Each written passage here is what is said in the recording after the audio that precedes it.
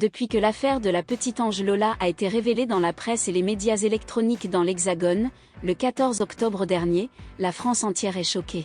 Le corps torturé de la fille de 12 ans avait été découvert dans une valise dans le 19e arrondissement de la capitale, provoquant la stupeur de tout le pays. Dabia est la meurtrière présumée de la petite Lola.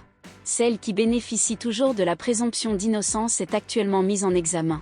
Le visage de cette femme sans domicile fixe, âgée de 24 ans et en situation irrégulière sur le territoire, avait alors été partagé dans les médias. De quoi permettre à 2 secrétaires médicales de la reconnaître et de se rendre compte qu'elle les avait également agressées et menacées, par le passé. C'est une information révélée par BFM TV, ce mardi 25 octobre. Nos confrères ont annoncé que la meurtrière présumée de la petite Lola s'en serait prise physiquement, le 31 juillet 2019. À ces 2 personnes travaillant dans un cabinet situé dans le nord de Paris. Ce jour-là, Dabia s'y serait présentée pour recevoir des soins. Tout se passe bien jusqu'au moment de payer, puisqu'elle aurait refusé de régler le montant des frais médicaux. De quoi agacer les secrétaires et provoquer une violente altercation. La scène a été filmée via un téléphone et nos confrères ont pu la visionner. La patiente s'en serait prise aux 2 femmes en les frappant et l'une d'elles aurait eu, après coup, le corps recouvert de bleu.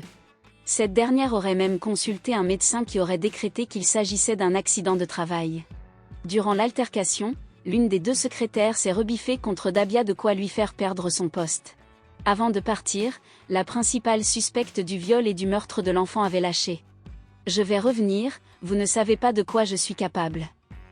Des déclarations qui prennent aujourd'hui une dimension particulière, ce serait finalement l'ami de l'agresseuse, venu l'accompagner, qui aurait accepté de régler une partie du montant des soins.